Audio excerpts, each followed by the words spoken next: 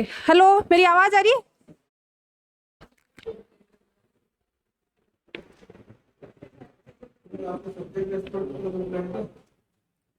अभी विश्वास श्रीवास्तव जी आएंगे, विकी श्रीवास्तव जी अंजलि में। हाँ, 3 बजे। तो फिर मैं पहले दे हाँ, 2 घंटे आपके पास है, 3 बजे। 2 घंटे नहीं, 1 घंटा बहुत है। जरूरत नहीं उतनी, तो आगे आ जाओ ना, थोड़े आगे बैठ जाओ, ज्यादा बढ़िया रहेगी। लो, मेरे दे दो। ऐसे।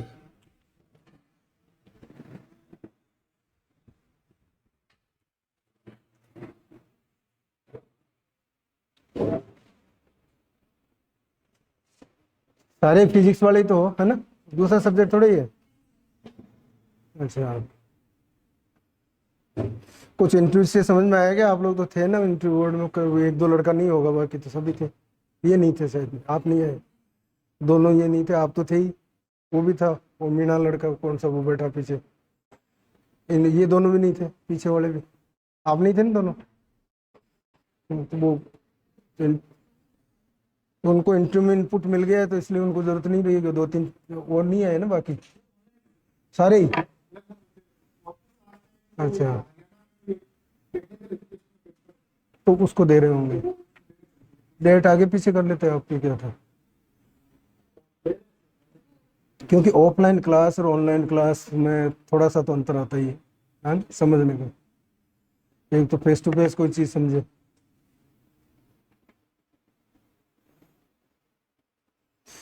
देखिए, मेनली अब आप इंटरव्यू में जाओगे तो सबसे पहली चीज तो है कि खान पान का ध्यान रखना, कि बीमार हो गए और हो गए तो आपका इंटरव्यू पूरा बिगड़ जाना है। बावजूद इसके कि काफी आवाज जा रही है क्या? आ रही है ना आपको मेरी आवाज? नहीं, इनको कम आ रही है ना। वही तो, कोई नहीं थे। इनको आगे बैठा दो ना, इस पे बैठा दो, इतने ही तो है। आवाज का चक्कर रहेगा ना, क्योंकि पंखे की आवाज और ये इधर उधर की आवाज से उनको तो चली जाएगी वहां। ये चला रखा है तो एक पंखा चलने दो उधर का। आपके यहाँ यहाँ बुला लो। आप भले दूसरी सीट पे जाओ, दूसरी ले लो ना, आप ये जगह खाली कर दो। आप ये ले लो कुर्सी, मेरे पास ही आ जाओ ना। आप तो सुनो, आप तो इधर आ जाओ। अरे इधर आ जाओ, आप ज्यादा रहोगे, एक जगह खाली हो जाएगी, एक सब एडजस्ट हो जाएंगे, इसलिए कह रहा हूँ।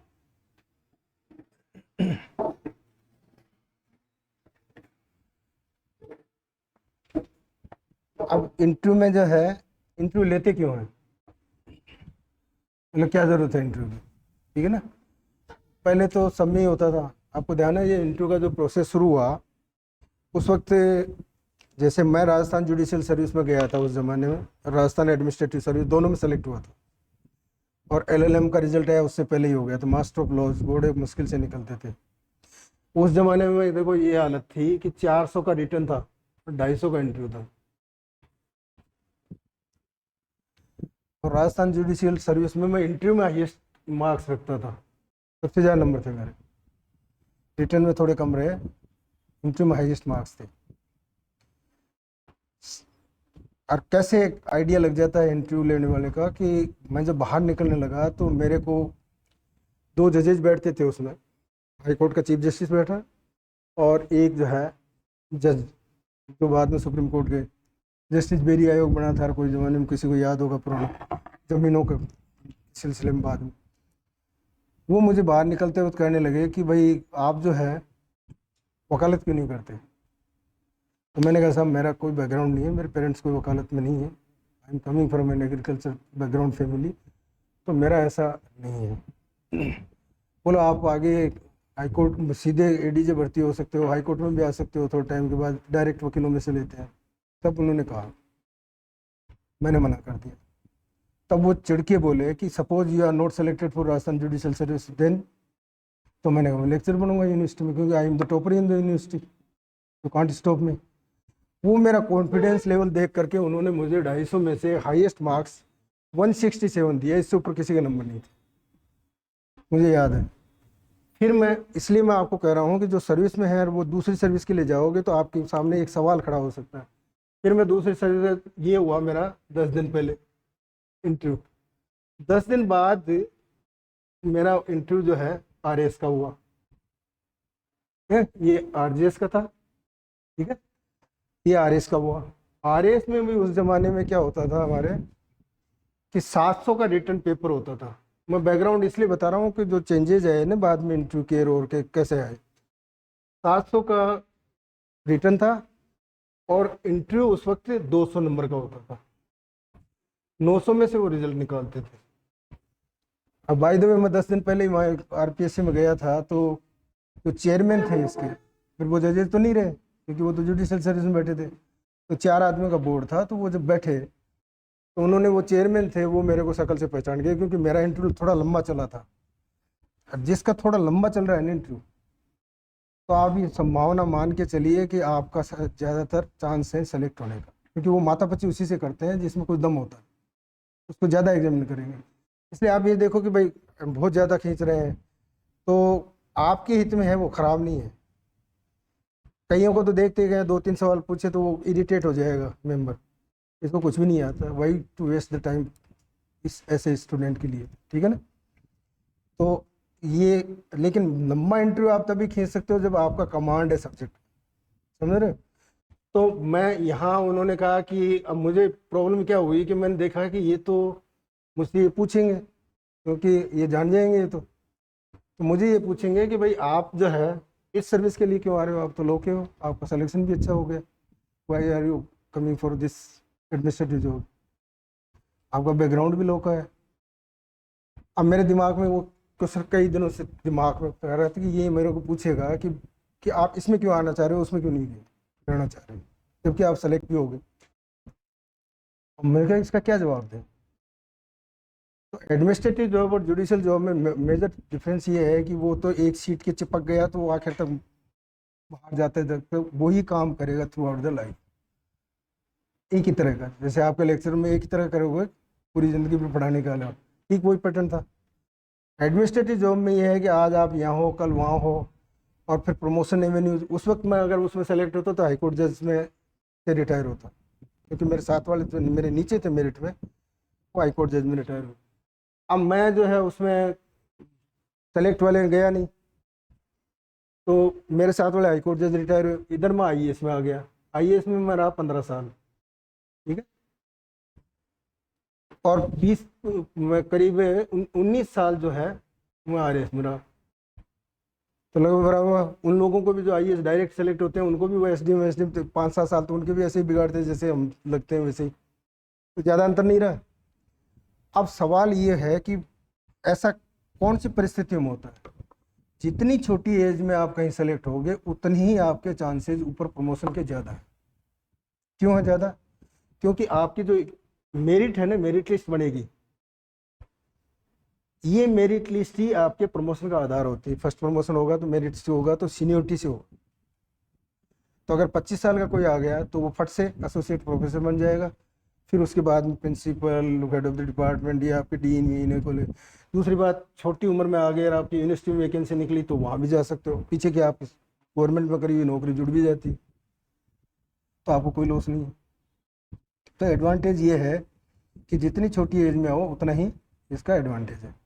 अब दूसरी बात ये है कि भाई ये जो आप कह रहे हो, ये जो पैटर्न बदल गया ना फिर बाद में, अब सब जगह 12.5% से ऊपर वो इंटरव्यू के मार्क्स नहीं रख सकते। अभी रिड्यूस करके राजस्थान में उसको 10 भी कर दिया ना 10।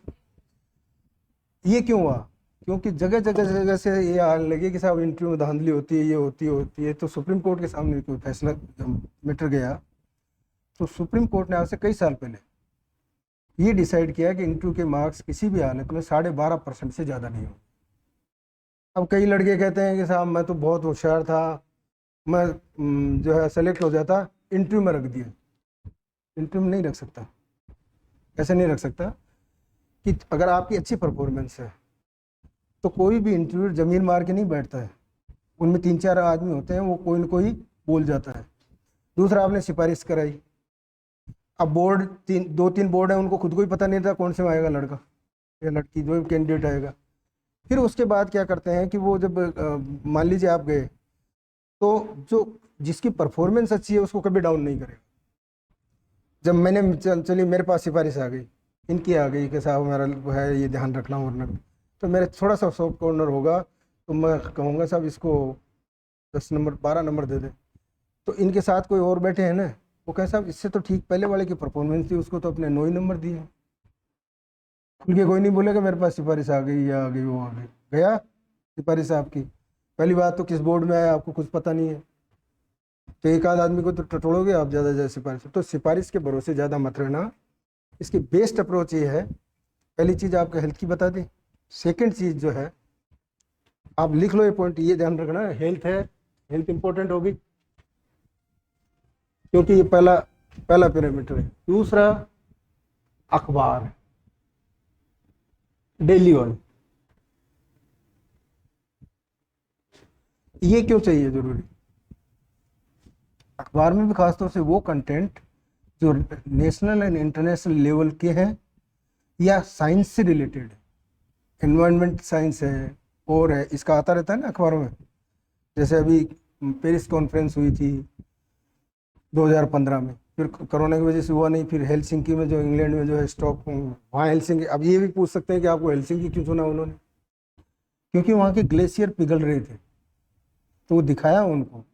COP बताया ना, कॉन्फ्रेंस ऑफ पार्टीज उसका नाम है। IPCC आपने पढ़ा ही होगा, inter governmental panel for climate change, international नहीं है वो वर्ड। तो वो अखबार आप डेली पढ़ोगे। दूसरा, अभी अभी उन्होंने कहा कि स्टैगफ्लेशन एक वर्ड आया है,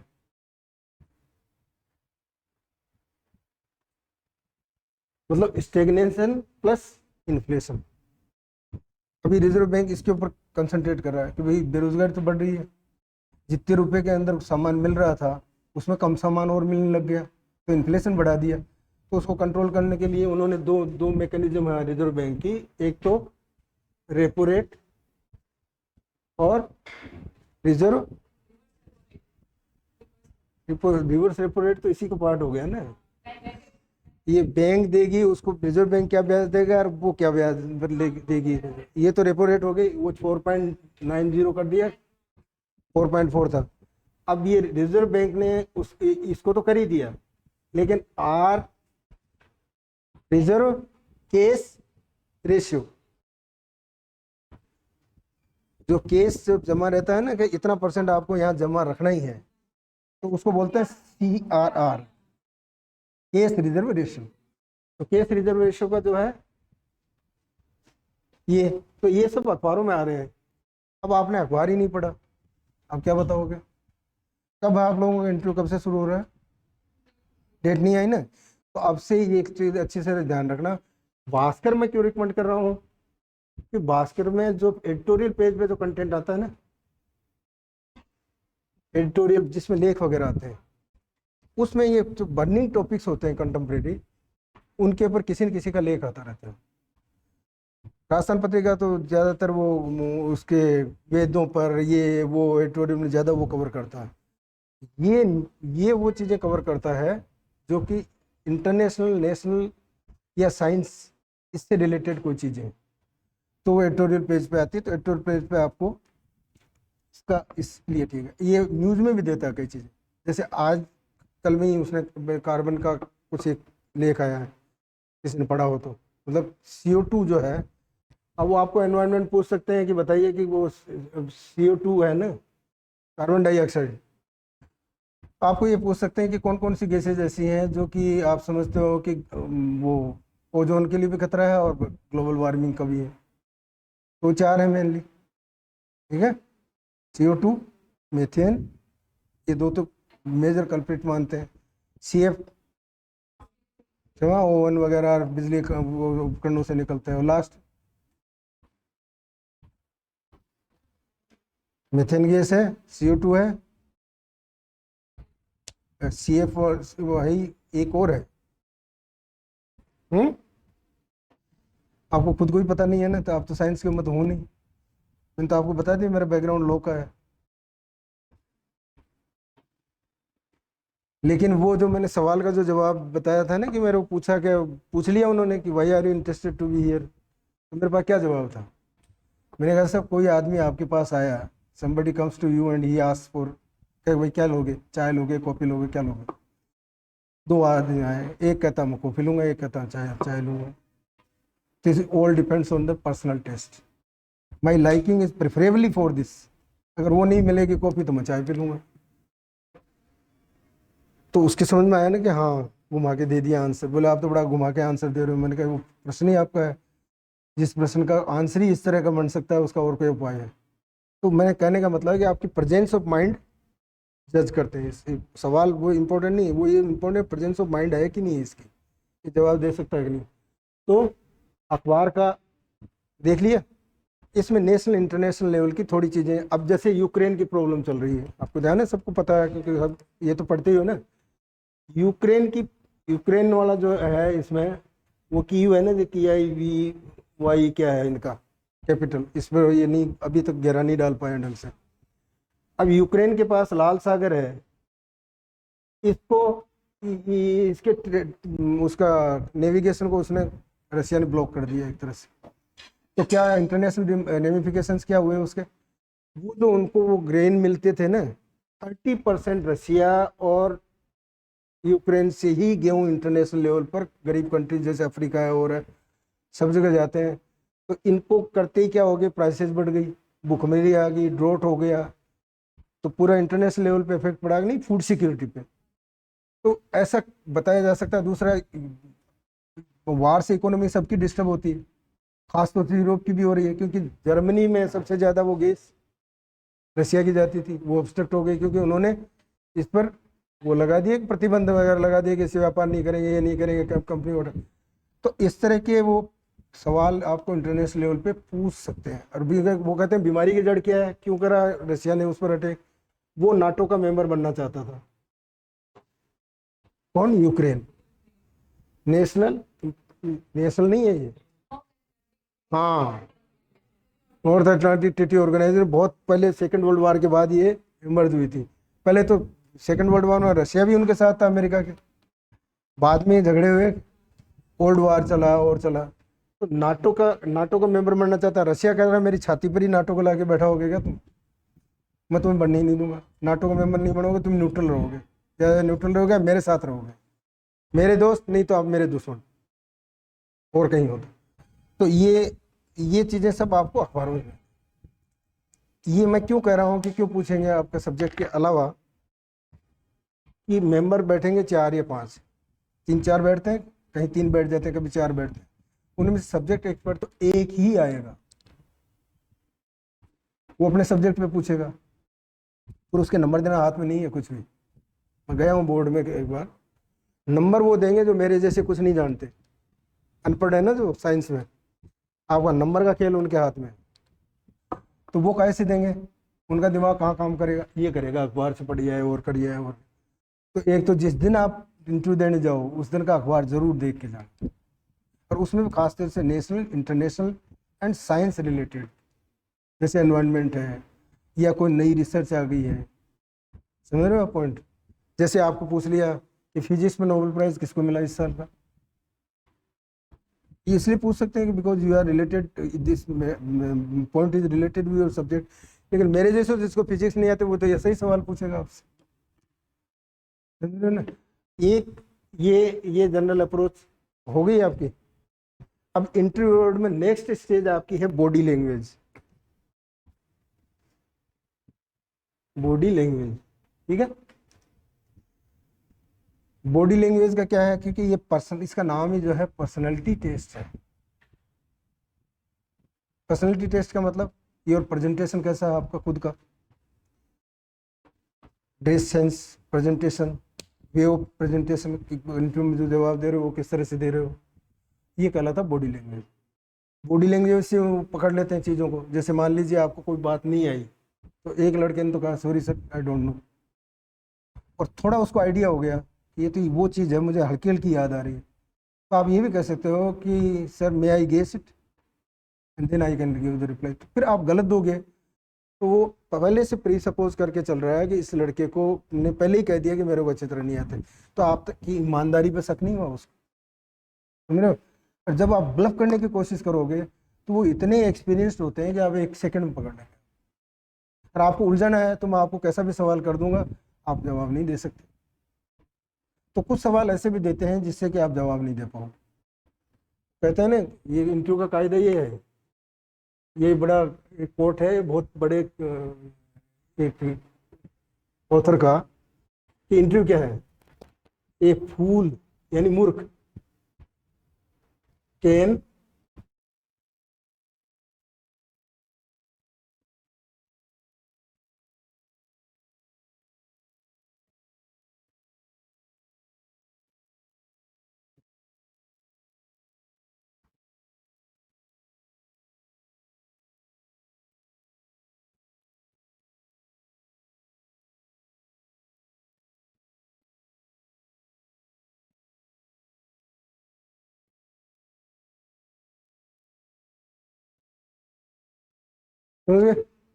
ये कहा है कि a fool can throw a stone in a well, एक मूर्ख आदमी कोई भी पत्थर फेंक दिया, that 100 wise man can not pull it out. जैसे कहते हैं ना कि अगर वो आइंस्टीन का कोट है आपका, कि मछली को अगर आप ये कहोगे कि पेड़ पर चढ़ो तो पूरा जीवन बिता देगी, वो पेड़ पर नहीं चढ़ सकती, क्योंकि वो उसके लिए बनी ही नहीं है। She can not come out of the water, मतलब it can not come out of the water. तो वो चीज़ है कि वो इसलिए इससे नहीं घबराना कि नहीं आता, सवाल नहीं आता, कोई बात नहीं, साफ तौर पे कहो सब, इसका ध्यान नहीं मुझे। दूसरा सवाल पूछेंगे, वो जज करते हैं आपका प्रेजेंटेशन, और दूसरा क्योंकि नो हाउ और शो हाउ क्वालिटी, इसको यूँ समझो, नो हाउ कि आप कितना जानते हो सब्जेक्ट के बारे में, और शो हाउ जानते तो हो, लेकिन whether you are in a position to present it before somebody else और नॉट, इसको आप कम्युनिकेट कर भी सकते हो कि नहीं, इतनी स्किल है क्या कि जो नॉलेज आपने लिया, can you apply your knowledge into practice also. वो कहते हैं ना टेक्नोलॉजी क्या है, मान लीजिए सिंपल वे में आपको पूछ लिया व्हाट इज द टेक्नोलॉजी, तो application of scientific knowledge into practice is known as technology. Science का ही तो है नॉलेज, जिसको कि प्रैक्टिस में आपने लैब में करके उसको नया रूप दिया है, ताकि वो फील्ड में आपका साइंटिफिक नॉलेज जो काम आए। तो उस तरह से ये नो हाउ तो आपकी रिटर्न में एग्जामिन कर लिया कि ठीक है, जब भी तो आप आए हो इंटरव्यू बोर्ड के सामने। शो हाउ, जो आपने पढ़ा है सीखा है उसको आप प्रेजेंट करने का आपको आपका वे आउट कैसा है, आप लोगों को उस ज्ञान को ढंग से बांट भी सकते हो कि नहीं बांट सकते हो, या वो नहीं तो अदरवाइज जैसे बंदूक होती है ना लोडेड गन, अनलेस यूज्ड कोई नहीं कर सकता कि इसमें पावर कितनी है, तो आपकी पावर तो जज तब होगी जब बंदूक चलेगी वो। तो ठीक इसी तरह से इंटरव्यू में आपका प्रेजेंटेशन कैसा है, आप कम्युनिकेट कर पाते हो कि नहीं कर पाते हो, वो इम्पोर्टेंट फैक्टर इसलिए इंटरव्यू का ये है। अब उसके बाद में ये आप देखिए कि 2-3 मेंबर बैठते हैं तो अलग अलग तरह से पूछते हैं, बहुत सी चीज़ें पूछते हैं। साइंस वालों से खासतौर से पूछते हैं रिन्यूएबल और नॉन रिन्यूएबल में क्या अंतर है, सोर्स में गीगावाट क्या है। अभी प्राइम मिनिस्टर गए थे हेलसिंकी में, तो उन्होंने कहा कि हम 2030 तक जो है 500 गीगावाट तक कर लेंगे, अभी हमारा 100 के आसपास है। कहें प्री इंडस्ट्रियल एरा से अभी प्रेजेंट में जो है आपका टेम्परेचर क्या है, तो 1.1% बढ़ गया, 1.1 वो डिग्री, अब वो डिस्ट्रिक्ट कर रहे हैं 1.5 या 2 से नीचे नीचे, बहुत अधिकतम गए तो। लेकिन फिर उसमें क्या है कि कार्बन कॉइन दो, कहने का मतलब है कि वो कहते हैं अमेरिका वगैरह इंग्लैंड वगैरह जो डेवलप्ड कंट्री है बिगाड़ा तो उन्होंने है, तो आप हमें कंपनसेट करिए, क्योंकि हम अगर इसको कम करते हैं कोयले की निर्भरता तो हमारा तो डेवलपमेंट हिट होगा। तो ये जो कंट्रोवर्सी है ना साथ में, खास तो एनवायरनमेंट का जरूर देख के जाना, एनवायरनमेंट का बर्निंग टॉपिक है अभी, तो इसलिए इसको इसलिए देख के जाना कि साइंस को। अब जैसे आपके ये चीज़ हो गई, खास तौर से मोटी मोटी चीज़ें जो आपको पूछेंगे, क्योंकि दूसरा मैंने आपको एक बात कल भी इंटरव्यू में बताया था, जो आए थे आप लोग, कि 2-3 दिन पहले चले जाना आरपीएससी में, और वहाँ से जो लड़के निकलते रहते हैं तो वो बोर्ड क्या होता है, दोनों तीनों बोर्ड है ना, किसी का भी घूम फिर के आए, आपको जनरल आइडिया मिल जाएगा कि कौन सा मेंबर किस तरह के सवाल पूछ रहा है। तो आप किताबें वगैरह लेके जाना, पूरा नहीं पढ़ना है, थीम जो है ना थेमेटिक्स, मैंने आपको बताया कि आप फिजिक्स की डिक्शनरी रखना साथ ले जाना, उसको देख लेना, वो टर्म पूछेंगे और कुछ नहीं पूछेंगे। जैसे मैं अपना मेरे एक इंटरव्यू का एक बहुत छोटा सा उदाहरण बताता हूँ जिसका उन पर सबसे ज़्यादा प्रभाव पड़ा।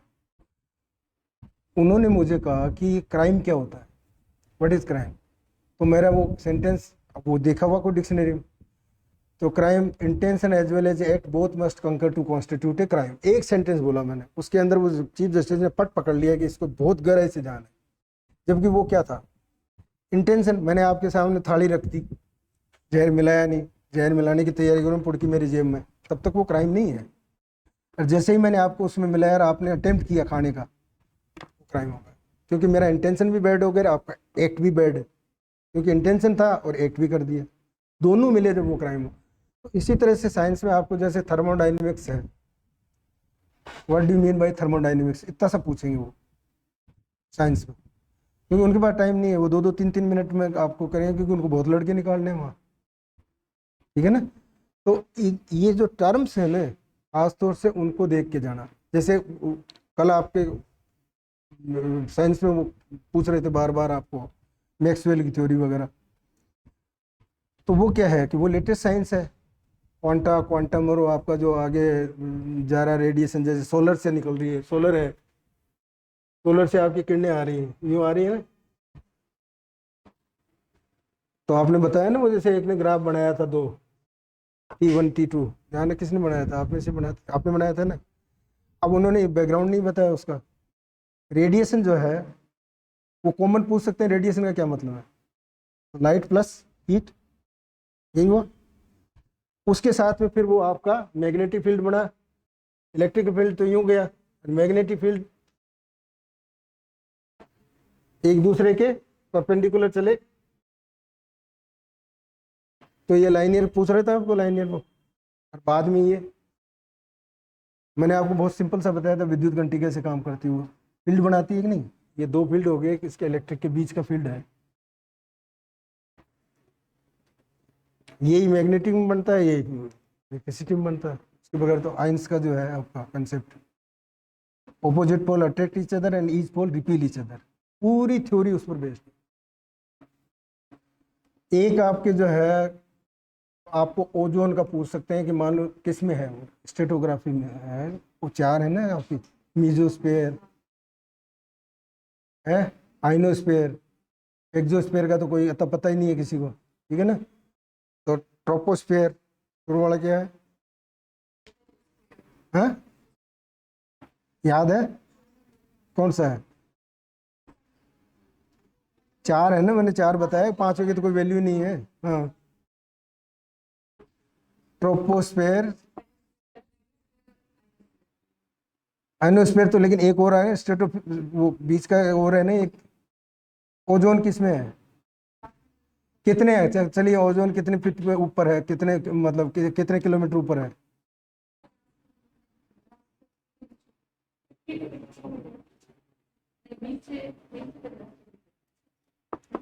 चलो आपको ये पूछ लिया कि अर्थ के 4 वो बताइए, 4 चीजें।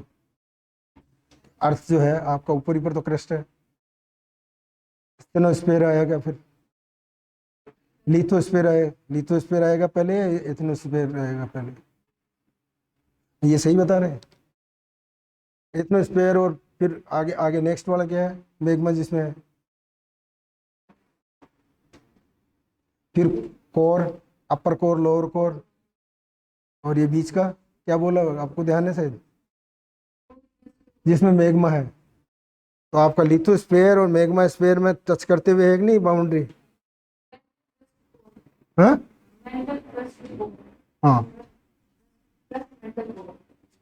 मेंटल मेंटल बोल रहे हो बीच का, ठीक है ना। तो ऐसे ये बड़ी जनरल चीजें हैं। आप लोग तो इस मामले में लकी हो, हमारे ज़माने में तो 9 पोस्टें निकलती, 4 पोस्ट निकलती, 3 चीज़ों के पीछे एक एक आदमी आता था। अब तो वैकेंसी ठीक ठाक निकलती हैं। उस ज़माने में आईएएस में भी इतनी निकलती थी, 30 वैकेंसी पूरी ऑल इंडिया लेवल पर, 25, कंट्री भूखा था।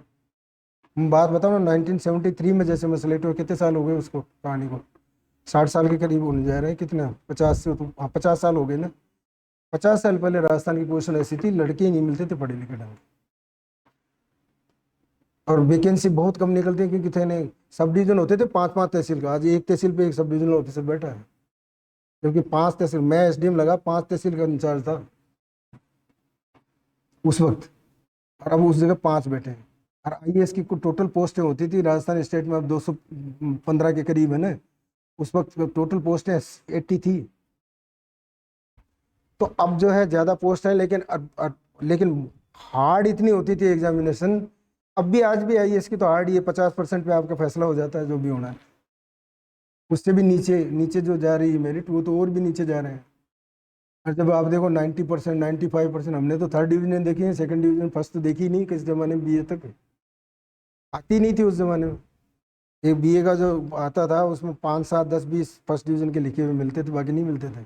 वो भी मुश्किल से पूरे राजस्थान में 2, 4, 10 यूँ नहीं देखते तो इतनी सी 3 लाइन में मिलती थी वो रिजल्ट। अब वो चेंज आया है, और 5 ऑप्शनल जिसमें एक राइडर था कि 3 आप अपने एरिया के ले सकते हो, 2 आपको बाहर से लेने पड़ेंगे। साइंस का भी लेना पड़ता था, जो जनरल नॉलेज के पेपर, जनरल नॉलेज होता था उस वक्त, ये जनरल स्टडीज नहीं होता, वो भी आपको इतना हार्ड देते थे कि यहाँ तक कि ये उसमें ये पूछ रहे थे, जैसे H2 बताइए, वाटर का मॉलिक्यूल क्या है, H2O। फिर पूछ लेते कि 3 कंपोनेंट बताइए वाटर के। मतलब यूँ अंदर कुछ पेच फंसा के सवाल पूछते थे। केमिस्ट्री के सवाल पूछ रहे थे कि 3 लॉ ऑफ द न्यूटन की, ये वो सब जो है गति का सिद्धांत है न्यूटन का, every action has got an equal and opposite reaction, और वो जो आपने पढ़े होंगे, वो स्टेबल पोजीशन में रहती है जब तक गति नहीं दो, उसी प्रोपोर्शनेट गति लगानी पड़ती है तब वो है। कार के धक्का मारने में 2 आदमी बहुत है, ट्रक के धक्का मारने में 10 आदमी चाहिए, वो न्यूटन का सिद्धांत ही है।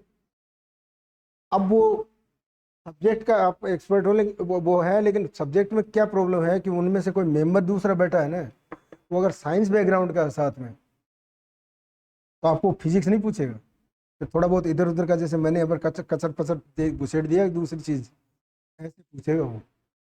तो थोड़ा सा इसको उस तरह देख लेगा, पूछ लेगा अर्थ का एज क्या है, 45, 4500 मिलियन ईयर्स बोलते हैं अर्थ की एज, 4500 मिलियन ईयर्स या 4600 मिलियन ईयर्स, वो चेक कर लो, गूगल सर्च में सब मिलेंगे। तो ऐसी चीज़ें, हालांकि वो थोड़ा बहुत वेरिएशन दोगे तो वो उसको माइंड नहीं करते, उनको पता है एग्जैक्ट याद नहीं रहता, फिगर मेनली एग्जैक्ट याद नहीं रहता, पर उसका आसपास तो टिको कहीं। तो ये हो गया। अब दूसरा एक आपको और बता रहा हूँ अखबारों से ही, कि जैसे अभी राष्ट्रपति का चुनाव होने जा रहा है, तो वो कहेंगे राष्ट्रपति के चुनाव की प्रक्रिया क्या है, मोटी पूछेंगे, उसका वैल्यू वोट है ना, लाखों में बता रहे हैं वो 10 लाख वोट इसके, वो 20 लाख वोट इसका, तो वैल्यू निकलती है। तो कॉन्स्टिट्यूशन में जैसे राष्ट्रपति के चुनाव का जो पैटर्न है ना, वो थोड़ा देख लेना, क्योंकि ये वो ताज़ा है, भी हो रहा है जैसे, तो थोड़ा सा आइडिया लेना। दूसरा राइट टू एजुकेशन, क्योंकि आप लेक्चर बनने जा रहे हो, तो राइट टू एजुकेशन एक्ट है ना 2006 का, और उसके बाद में पॉलिसी 2020 में आई कि 21 में आई, कब आई है वो, अब जो जिसको चेंज कर रहे हैं, जिसमें स्किल का डाला है, थोड़ा स्किल का इनपुट डाल दिया ना उसमें, थोड़ा उसको थोड़ा चेंज किया है जिसमें, तो वो पॉलिसी देख लेना, क्योंकि आप टीचिंग लाइन में जाना चाह रहे हो, तो इसलिए टीचिंग लाइन से संबंधित सवाल पूछा जा सकता है। मोटे सवाल ये हैं। और आपको देखिए उसमें कॉन्स्टिट्यूशन में कई बार आपको आर्टिकल 21, उसको अगर कानून में धाराएं हैं तो उसको सेक्शन बोलते हैं, और कॉन्स्टिट्यूशन में अगर 1, 2, 3 का क्रम है वो आर्टिकल बोलते हैं। तो article 21 right to personal liberty का अधिकार है वो, कि नो कैन बी पनिश्ड, जब तक कि उसने कोई क्राइम नहीं किया, साबित नहीं हो जाए तो उसको पनिशमेंट नहीं किया, ऐसे ही किसी को उठाया जेल में डाल दिया, ऐसा नहीं हो सकता। तो राइट टू डिग्निफाइड लाइफ है वो, राइट टू डिग्निफाइड लाइफ, वो आर्टिकल 21 में है। और आर्टिकल 21 में ही आपका ये राइट टू एजुकेशन वाला ए लगा करके कर दिया ना, इसको थोड़ा देख लेना, ये एक आर्टिकल कॉन्स्टिट्यूशन का ज़्यादा इंपॉर्टेंट है। एक आपको ये पूछ सकते हैं पंचायत राज का, तो 73rd and 74th amendment of the constitution, उससे पंचायती राज, और वो जो RS की कंपटीशन तैयारी करें उनको थोड़ा बहुत ध्यान होगा, लेकिन अदरवाइज जो है वो जनरल आइडिया ले सकते हैं। जब भाई 5 वर्ष में चुनाव होते हैं और होते हैं, तो इतना बता दोगे, थोड़ा बता दोगे, बहुत लंबा नहीं पूछेंगे, वो भी जानते हैं कि सब्जेक्ट का नहीं है, तो वो डीप में नहीं जाएंगे वो। लेकिन जनरल अवेयरनेस, इसमें क्या पॉइंट क्या है, subject plus general awareness is equal to personality test. तो जनरल अवेयरनेस में कुछ भी आ जाता है कि आसपास जो घटनाएं घटित हो रही हैं वो अखबारों में आती हैं, मैगजीन्स में आती हैं, कम्पिटिटिव एग्जामिनेशन की, जैसे कंपटीशन ड्यू में आती हैं और आती हैं। जैसे मैंने आपको बताया अभी फिजिक्स का नोबेल पुरस्कार, तो वो ये रिलेवेंट है इसलिए पूछ सकते हैं।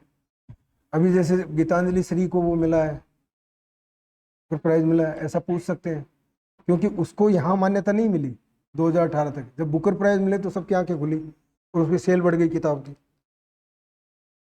इस तरह जैसे महिला कोई कैंडिडेट जाते हैं उनको पूछ सकते हैं, इंटरनेशनल जो है वीमेन डे जो है 8 मार्च का, वो जो है ऐसा सेक्स रेशियो में क्या है, सोनोग्राफी का जो है ना, PCPNDT एक्ट बोलते हैं उसको, प्री कंसेप्शन उसका है, प्री नेटल, हाँ नेटल कहते हैं जब डिलीवरी होती है उसको प्री नेटल है ना, PNDT डायग्नोस्टिक टेक्निक, जो सोनोग्राफी की मशीन आती है उससे।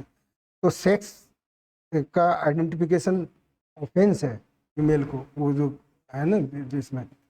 तो ऐसा सवाल जनरली कई बार अवेयरनेस के पॉइंट ऑफ व्यू से पूछ सकते हैं। ये तो हेल्थ में हो गया।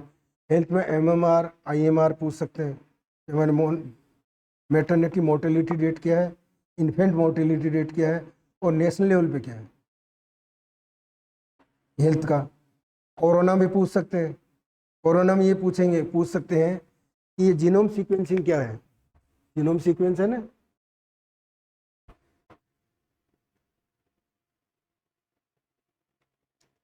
है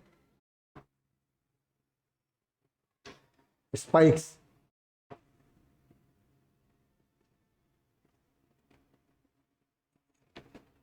तो 2 वर्ड आते हैं आपके साइंस में अलग से बाद में।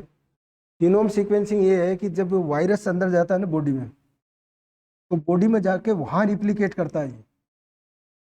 तो जब तक आपका उसका लोगे नहीं जीनोम का सीक्वेंस, तब तक आप ये आइडेंटिफाई नहीं कर सकते कि म्यूटेट हो गया। जैसे वो बोला ना अल्फा था, फिर अभी ओमिक्रॉन क्या आ रहा है, ये सब चीज़ें किससे पता लग रही हैं? तो ज़्यादा से ज़्यादा लोगों का सैंपल लेकर के वो टेस्ट करते हैं। जीनोम मतलब जेनेटिक मटेरियल, ठीक है ना। बंद हो गया क्या आपका? हाँ चल रहा है। हाँ, तो ये इसलिए पूछ सकते हैं। फिर ये कहेंगे कि भाई ये प्रोटीनियस है ना, इसका जो स्पाइक, ये कैसे काम करता है। जैसे वो जाकर के बॉडी में इसी तरह का है ना, आपको इम्यून सिस्टम में B cells, T cells, killer cells, इन तरह के हैं वो। उसके अंदर WBC वाला वो, हाँ। तो ये सब चीज़ें बहुत सिंपल हैं, लेकिन क्योंकि ये रिलेवेंट है, अभी ताज़ा अखबारों में चल रही हैं, तो इसलिए क्या है कि इनके बारे में जनरल आइडिया ले सकते हैं। भाई ये स्पाइक जो है वो वहाँ जाकर के प्रोटीनियस है, तो आपका जो वैक्सीनेशन है वो किस पैटर्न पे काम कर रहा है। वैक्सीनेशन किसका है? प्रोटीन बेस्ड वैक्सीनेशन है ये। तो आगे जाकर के बॉडी के अंदर वो जाएंगे, लेकिन वो इतने बहुत अंदर तो कीटाणु वो वायरस छोड़ेंगे, लेकिन वायरस इतना स्ट्रॉन्ग नहीं होगा कि वो आपको बीमार कर दे। तो जैसे ही आपका दोबारा वो रोग होगा कोरोना का, तो ये उसको पहचान जाएगा, पहचान करके उसको एंटीबॉडी बना के निपटा देगा, ठीक है ना। तो इस तरह के सवाल आपको इसलिए पूछ सकते हैं बिकॉज इट इज करंट, है ना। अब ये कंट्रोवर्सी चल रही थी कि भाई जो चाइना के अंदर लैब में बना और बना, तो वो सेटल्ड कंट्रोवर्सी नहीं है। अभी कुछ भी ऑथेंटिक वे में WHO ने नहीं बता पाया है। WHO तक ये नहीं पहुंच पाया है कि भाई वो जानवरों से आया है या इससे आया। पहले वो कह रहे थे भाई उससे बेट से आया, चमगादड़ से आया, ये आया वो आया। अभी थोड़ी वो ऐसे ही है। तो ये जनरल थोड़ा पूछ सकते हैं चाइना से जैसे उठा हुआ।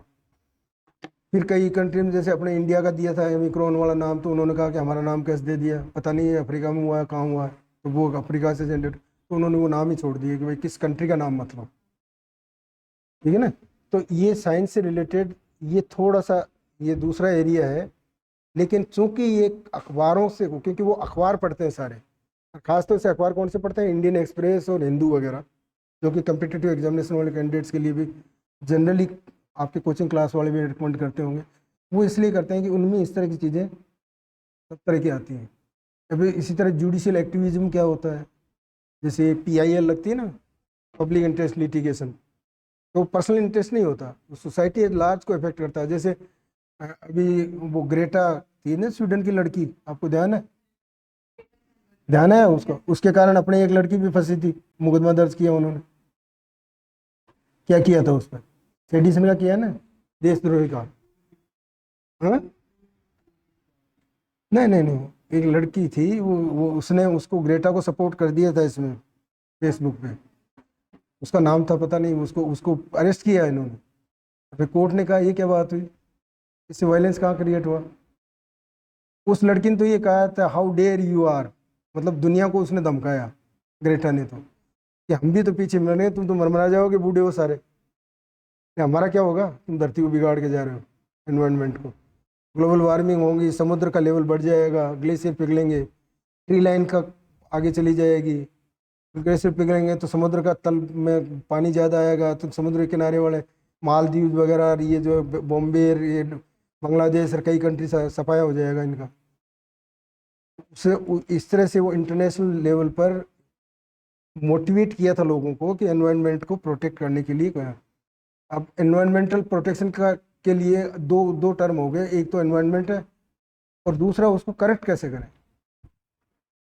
अब हमारी क्या जैसे इसको कम, जैसे फर्टिलाइज़र वगैरह है केमिकल, उसका कम यूज़ हो, हाँ ऑर्गेनिक फर्टिलाइज़र का ज़्यादा यूज़ हो, इस तरह CFCL वो जो है उसका मतलब कम यूज़ हो, कार्बन उसकी जगह रिन्यूएबल एनर्जी लें, वो कन्वेंशनल एनर्जी की जगह रिन्यूएबल एनर्जी यूज करें। ऐसे थोड़ा साथ में ये प्रॉब्लम के साथ में सॉल्यूशन के साथ थोड़ा सा ध्यान में रखना। एक तो ये, एक कई बार आपको ये सवाल पूछ लेते हैं, स्ट्रेंथ एंड वीकनेस, आपकी पर्सनैलिटी की स्ट्रेंथ क्या है, वीकनेस क्या है। फिर एक हॉबी, मैंने हॉबी नहीं लिखी, हॉबी पूछते हैं कई बार। आपने कह दिया मेरी हॉबी क्रिकेट की है, किसी ने बताया था ना कल परसों, किसका आप में से नहीं, आप थी उन्होंने बताया मेरी हॉबी क्रिकेट है। मैंने कहा LBW क्या होता है, तो वो नहीं पता भाई, क्योंकि वो फिर उसमें से पूछ लेंगे सवाल। तो फिर कहते हो आपकी हॉबी है क्रिकेट की, तो क्रिकेट का तो पूरा नॉलेज होना चाहिए ना। तो जो सब्जेक्ट आप हॉबी में बताओ उसका आपको पूरा नॉलेज होना चाहिए, ठीक है। दूसरा क्या पॉइंट था? हाँ, स्ट्रेंथ एंड वीकनेस।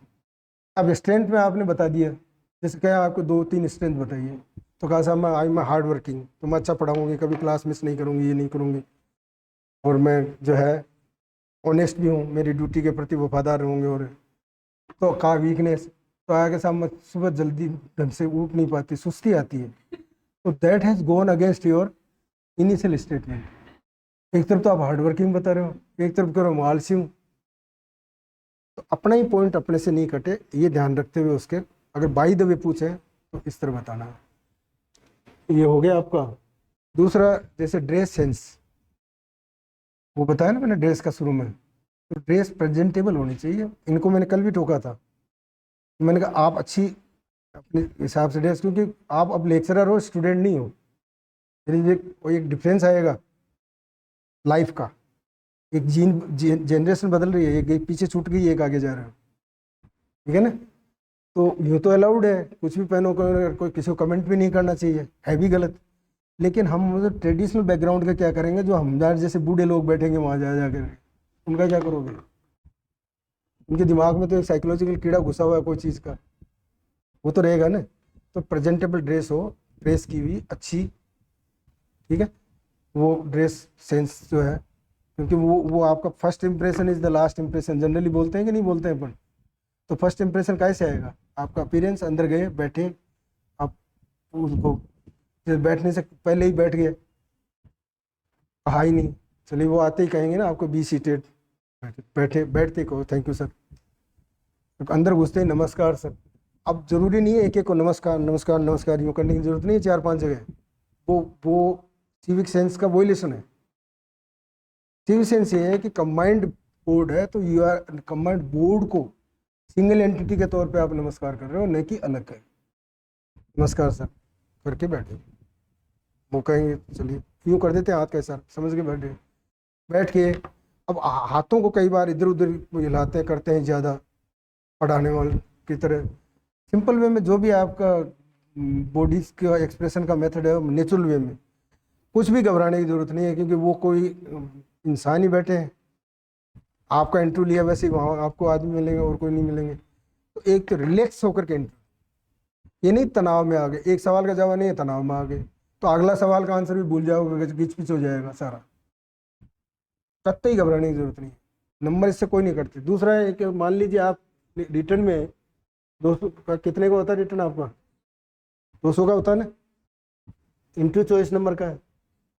मैं बहुत होशियार हूँ तो मुझे 15 नंबर दे दिए, बहुत बदमाशी करी तो 18 दे दिए, आपको दिए 10 नंबर।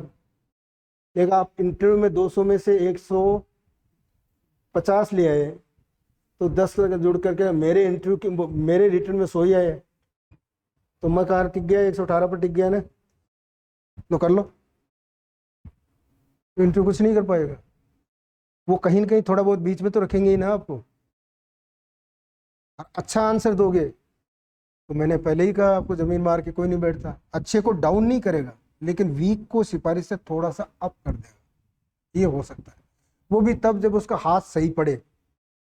मेंबर, वो जो मेंबर मैंने सिफारिश करी इनको, बैठ गई ये मैडम इधर, अब क्या करोगे आप। मैंने तो उनसे बात करी थी यार, मेरे बोर्ड में तो वो आए ही नहीं, तो वो नंबर कह के कोई नहीं देगा। वहाँ एक्सपोज कोई नहीं होता कि भाई मेरा कैंडिडेट है, इसको ये दे देना और वो दे देना, ऐसा कोई नहीं बोलता। क्यों नहीं बोलता, क्योंकि उनको वहाँ जैसे अंदर घुसेंगे ना, मैं गया हूँ एक में, अंदर घुसते आपके हाथ में लिफाफा पकड़ाते हैं, वो 3 नंबर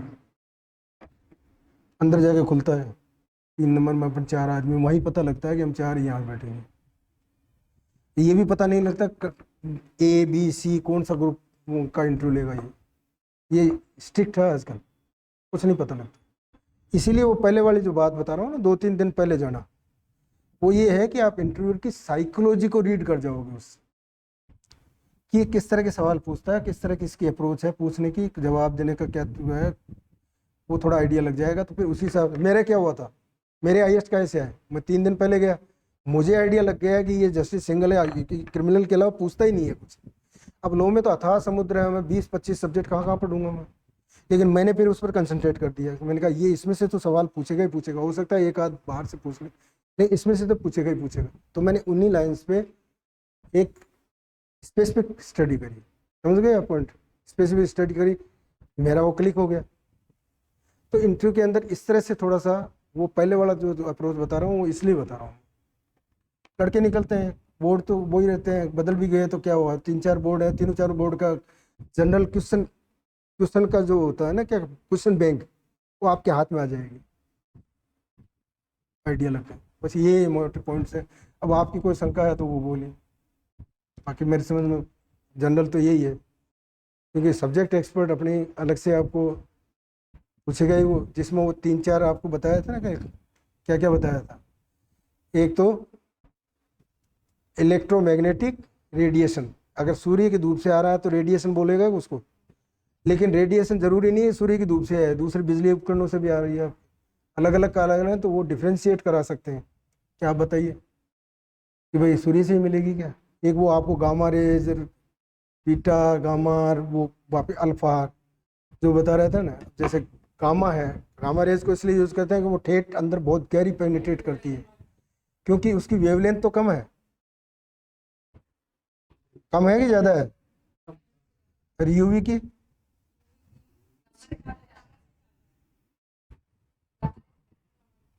एनर्जी है UV की सबसे ज्यादा, लेकिन वेवलेंथ मैं UV की बात कर रहा हूँ, मैं छोड़ दिया उसको, क्योंकि मुझे पता है आप बता रहे हो। ऐसे सवाल बीच में वो आपको काट देंगे, क्योंकि उनको पता लग जाएगा जो आता है तो इस पर टाइम क्यों वेस्ट करो। मैं शिफ्ट कर गया जैसे, ऐसे शिफ्ट कर जाएंगे, तो ये कहेंगे UV की एनर्जी, इंफ्रारेड, विजुअल, और फिर आपको रेडियो। हमारा टीवी जल्द वो कहेंगे कि आपको ये बताइए कि टीवी में जो हमारे पास रेज आ रही हैं, उसमें जो रेडिएशन आ रहा है, वो टीवी का जो है उसकी एनर्जी ज़्यादा है या कम है। जिसकी एनर्जी कम होगी वेवलेंथ ज़्यादा होगी। अल्ट्रावेव के बता तो रहा हूँ मैं आपको, आप कंफ्यूज कर रहा हूँ मैं आपको, दोनों तरह से उल्टा पुल्टा बता रहा हूँ मैं तो बता दूंगा। जिसमें एनर्जी ज़्यादा होगी कम ना होगी, फिर विजुअल लाइट हमारे तक इसलिए आती है क्योंकि उसकी वेवलेंथ ज़्यादा है, एनर्जी कम है कंपेरेटिवली यूवी के। नहीं आ रहा स्केल समझ में आ रही है कि नहीं आ रही है? इसको थोड़ा देख लेना क्योंकि आपको फिजिक्स का ही है। और वो ऐसी चीज़ें ही, क्योंकि वो जनरली क्या है आपके प्रोफेसर वगैरह हैं वो बहुत डीप में नहीं जाएंगे क्योंकि उतना टाइम नहीं होता ना। तो कंसेप्ट को इसीलिए मैं बार बार कह रहा हूँ कि डिक्शनरी के जैसे है ना टर्म्स, डिक्शनरी में देखो, डिक्शनरी ले लो बाजार से, नहीं है तो भी फिजिक्स की डिक्शनरी जरूर रखो। सब सब्जेक्ट की डिक्शनरी आ रही है आजकल अलग अलग सब्जेक्ट वाइज, बायोलॉजी की भी आती है, केमिस्ट्री की भी आती है। तो वो डिक्शनरी से क्या है कि बेसिक टर्म आपको वहाँ मिल जाएंगे। अब ये जो एनर्जी का है वो जैसे आपको इन्होंने कहा था बीटा से रिड्यूस करके लाइनियर होगा कि वो होगा, आपको पूछा था ना वो सवाल, बीटा अल्फा में कन्वर्ट होगी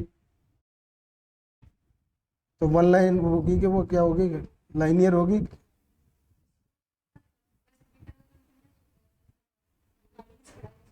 लाइनियर होता है ना ये, तो ये सवाल पूछा था। अब लाइन बीटा अगर कन्वर्ट होगी लाइनियर होगी तो क्या होगा? हम्म, उसका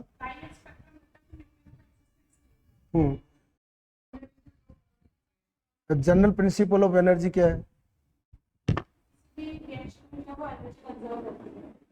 नहीं मैं बताता हूँ वो होगा, आपने बताया वो सही है, गलत नहीं है। लेकिन आपको जैसे मैंने बताया था ना कि लॉ में एक लाइन में आप बताइए एनर्जी का, neither created nor destroyed, it forms changes one form to another.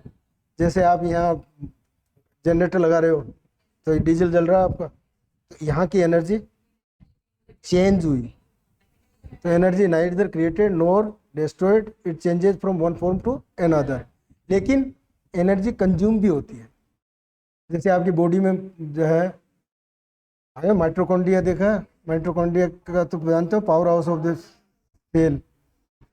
अब उसके बाद में जब वो लास्ट में एनर्जी टूटती है, वो दो वर्ड आते हैं एटीपी और एडीपी। एडीपी से एटीपी बनी, फिर एटीपी से वापस एडीपी बनती है। तो जब एनर्जी कंज्यूम हो गई तो घटेगी तो एडीपी हो जाएगी, फिर एटीपी, और एडीपी को तो आप तोड़ोगे तो वो लास्ट में जाकर के पायरेटिक साइकिल आएगा आपकी अंदर एंटर कर। दो साइकिल है, क्रेब साइकिल और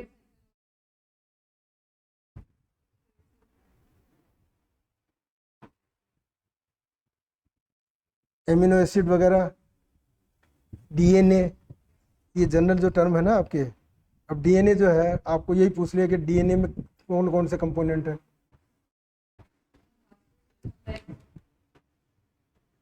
हेलिक्स है कि ये देखिए, ये जनरल आइडिया रखो, क्या पता कोई बायोलॉजी का बैठ जाए साइड में, वो बायोलॉजी का तो नहीं होगा लेकिन बायोलॉजी का ऐसे होगा कि उन्होंने बीएससी तक पढ़ी हो, फिर बाद में और कुछ कर करा के बड़ा आदमी बन गया और वो उसको इंटरव्यू में बैठा दिया उन्होंने, उसको मेंबर बना रखा हो, आपको पता थोड़ी है। वो तो ऐसे ही पूछेगा ना जैसे मैं पूछ रहा हूँ, है? तो हेलिक्स है ये बेस है, इसको कैरी करने वाला हाइड्रोजन, हाइड्रोजन के बगैर ये आपको एसी, ठीक है, और पूरा वो आता है, दो वर्ड आते हैं ना ना ना, प्रून, और दूसरा क्या है परमेडिन,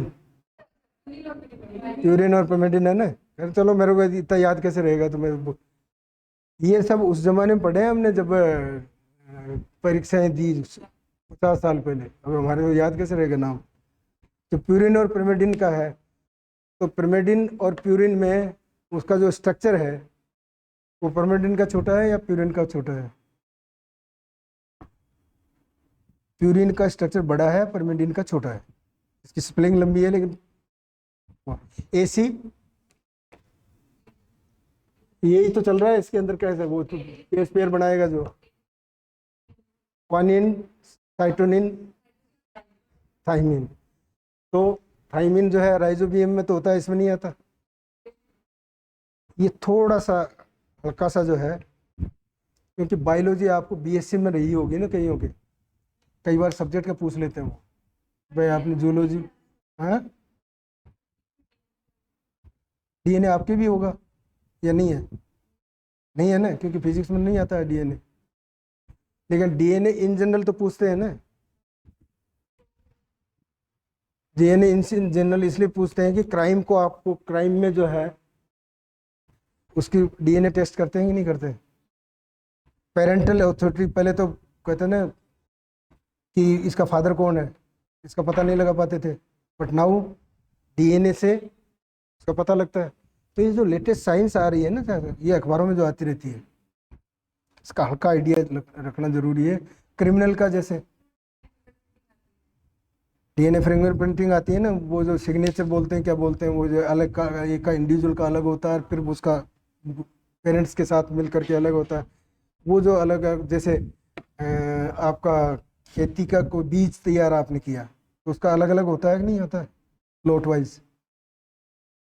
तो उसमें ये थोड़ा सा जो है, जैसे आपको चलते ही ये पूछ लिया कि लैंड, जमीन के ऊपर जो परत है उसको क्या बोलोगे आप,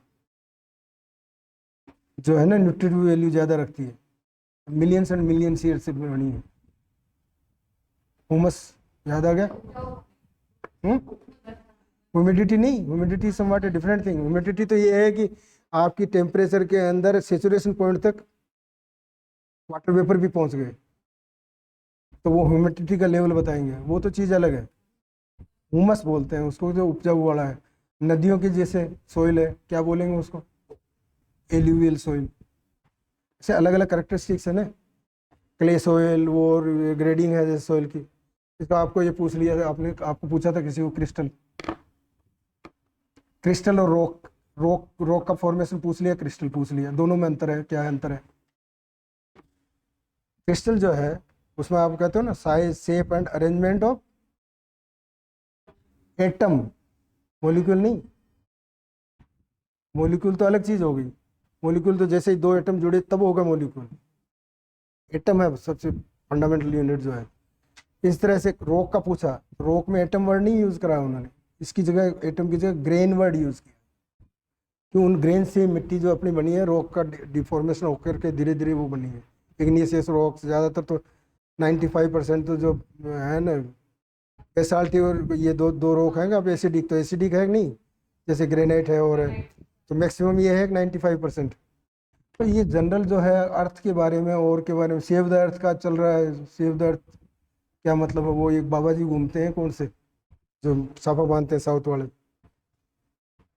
कौन, क्या नाम है उसका, संत गुरु कौन सा? हाँ नहीं नहीं, संत गुरु, आज ही फोटो थी अखबार में उसकी, भास्कर में है आज फोटो। वो तो एक रविंद्र, वो तो अलग है, रविदास क्या, वो तो अलग, उनका तो अलग है। ये सतगुरु बोलते हैं ना, सतगुरु टाइप, वो जो पगड़ी बांधता सफेद सी गोल्ड सी,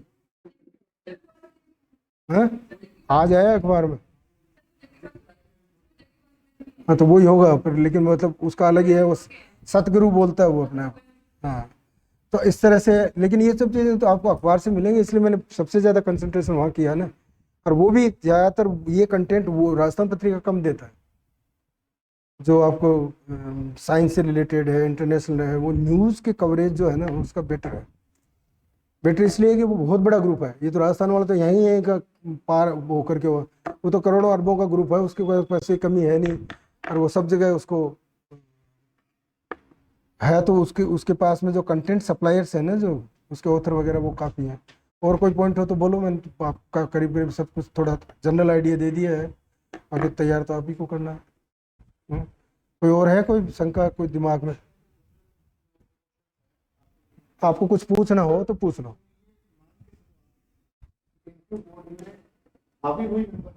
इसलिए इससे घबराने की जरूरत नहीं है, अगर आपके रिटर्न में अच्छे मार्क्स हैं तो कोई कारण नहीं है कि आप सेलेक्ट नहीं होंगे ही। इसलिए रिटर्न का ज़्यादा फोकस है ना, इंटरव्यू का इतना नहीं है। इंटरव्यू का तो भाई आप ये देख लो कि मेरे को 10 नंबर दिए, आप उनके चहेते हो तो मान लो 15 नंबर दे दिए, तो 5 नंबर का 200 में क्या इन्फ्लुएंस हुआ? बहुत कम है ना, नेग्लिजिबल है ना। उतना बड़ा अंतर नहीं डाल सकता ना। तो इसलिए रिटर्न में जैसे ऊपर मेरे, क्योंकि एक के पीछे 5 बुला रहे हैं तो आप कट ऑफ से गाइड इसलिए नहीं हो सकते कि कट ऑफ तो सबसे नीचे नीचे वाला है, उसको पकड़िए उन्होंने। आपके ऊपर क्या स्केल है, वो आपकी वो की का दिया ना आंसर की, उससे यार अब की बार जो है मेरे समय राजस्थान वाला बहुत ही टफ आया था। उसके अंदर किसी के भी 30-35 नंबर मिल जाए 100 में से तो बड़ी बात है। आया था ना टफ, राजस्थान का तो कॉमन होता है ना, काफी टफ आया था। जिसमें ये पूछा था वेस्ट जोन कल्चर सेंटर का डायरेक्टर कौन है।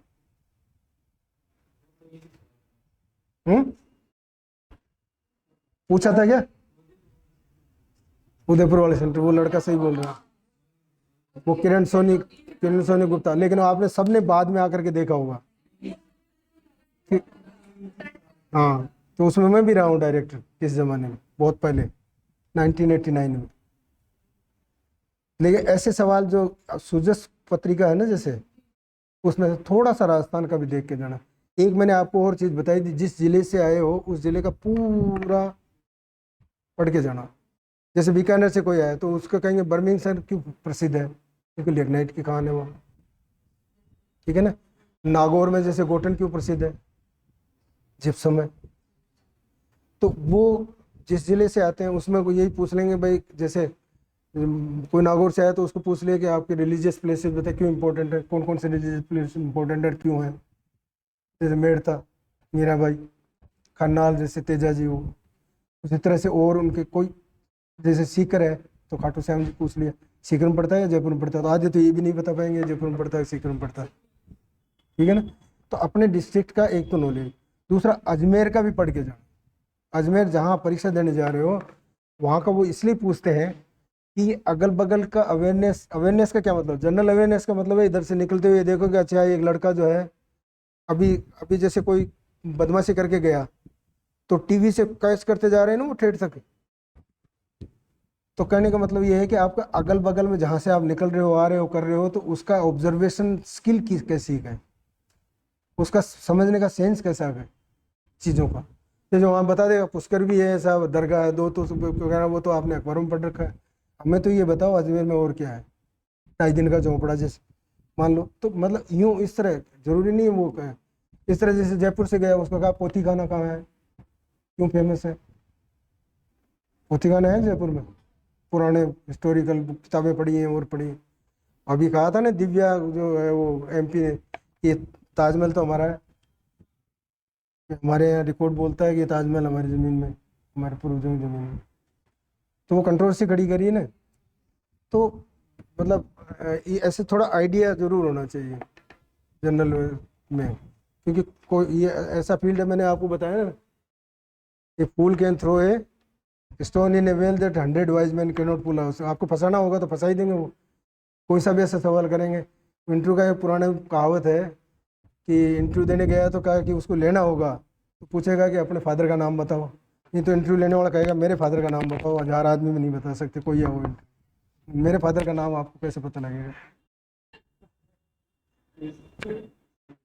तो इसलिए वो एक अलग चीज़ है। लेकिन जैसे कोई नहीं है, एक तो ईमानदारी रखनी, जो चीज़ नहीं आती नहीं आती, उससे नंबर कटेंगे नहीं बढ़ेंगे। क्योंकि वो जो साइकोलॉजिस्ट है ना वो उससे भी पूछते हैं वो, और एक आपका जो बोर्ड पे करवाने करने का है वो तो सबका मेरे को ठीक ही लगा, उसका ज़्यादा चक्कर नहीं है वो टॉपिक। लेकिन वो टॉपिक ऐसा होना चाहिए, अभी आपको क्रिकेट वाली बात पता है ना, हॉबी वाली, वो यहाँ भी लागू होती है। अब आपने बता दिया थर्मोडाइनेमिक्स,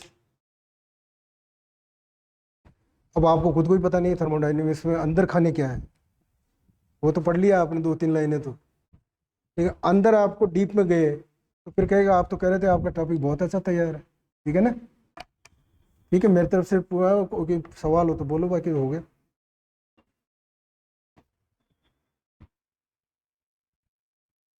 क्लियर तो हो गया ना आपके सबके, मतलब एक ही चीज पर टिक करके मत बैठना, भाई सब्जेक्ट का ही है तो सब्जेक्ट का नहीं, दूसरा भी साइड का देखना पड़ेगा। वो ऐसे ही है जैसे आप वो करते हो ना, कौन सी बीएससी ऑनर्स,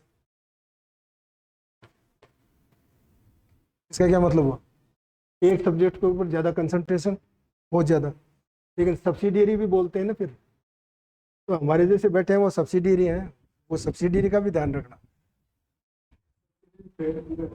और नंबर नंबर नंबर नंबर देने का हाथ में सब्सिडियरी के, उनके कुछ नहीं है, ये ध्यान रखना, ठीक है।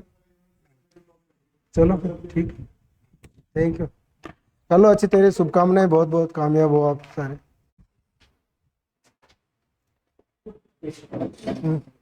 मेरे को छोड़ियो, हाँ, अरे सॉरी।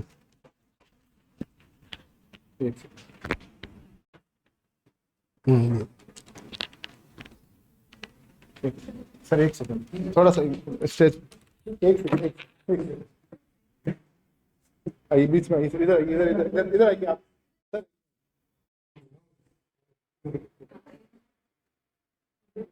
अच्छा, तो फिर यूं है, आप कैसे आओगे?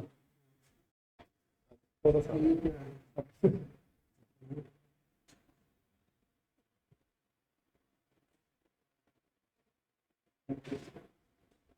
ये मुझे पेन क्यों दिया है? मलाला का एक कोट है, मलाला तो ध्यान है आपको? ये लड़की बच्ची जिसको फांसी काटी हुई थी पाकिस्तान में, जिसको पढ़ने जा रही थी लड़की, तो उसको पढ़ने नहीं दे रहे थे वो कहा लड़कियों को हम नहीं पढ़ने देंगे, ठीक है। उसने, उसको नोबेल प्राइज मिला। अपने यहाँ का भी एक विजय क्या वो शेयर किया उसे, वो को लिखा था, उसने इस पेन पे ही बोला था, सुनिए, one pen, one teacher, one copy, फिर चेंज द वर्ल्ड, इसलिए